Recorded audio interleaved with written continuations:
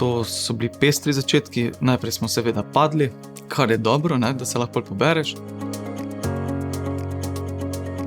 V bistvu pri mednarodnih projektih je bilo meni v štartu zelo naporno.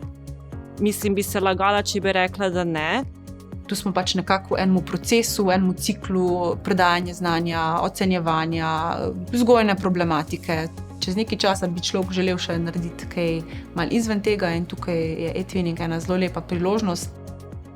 Ker v Erasmus projekt ni tako enostavno priti, treba je najti neke partnerje, prijaviti se je treba na neke projekte in smo začeli z eTwinningom.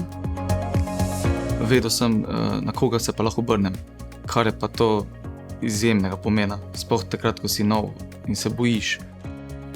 Po tistem, ko se pa dejansko začnejo stvari odvijati, pa človek hitro vidi, da je tukaj ogromno enih plusov, da učitelji z veseljem pričakujejo ene nove možnosti, da so učenci navdušeni, ker bodo imeli priložnost poznati vrstnike, se nekaj novega naučiti.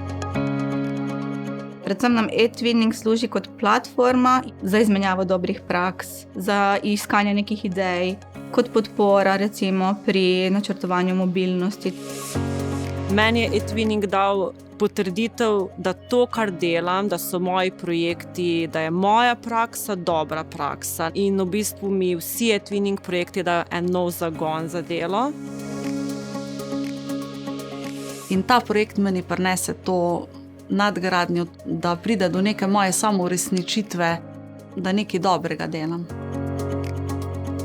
Vidim mnogo pozitivnih učinkov, tako za učence, otroke, strokovne delavce, kot tudi za širšo in bližnjo okolico. In pri eTwinningu dejansko učenci postanejo tvoji partnerji. Izboljša se ti samozavest, samopodoba, prijateljske vezi. Ti skozi eTwinning vidiš, da si močen, da zmoreš, da uspeš. Če je za mene to pomembno kot učiteljico z dolgoletno prakso, se meni zdi, da je za te mlajše učitelje to še večjega pomena. Nikar odlašati, ker to je ena taka res odlična možnost izpopolnjevanja za vse.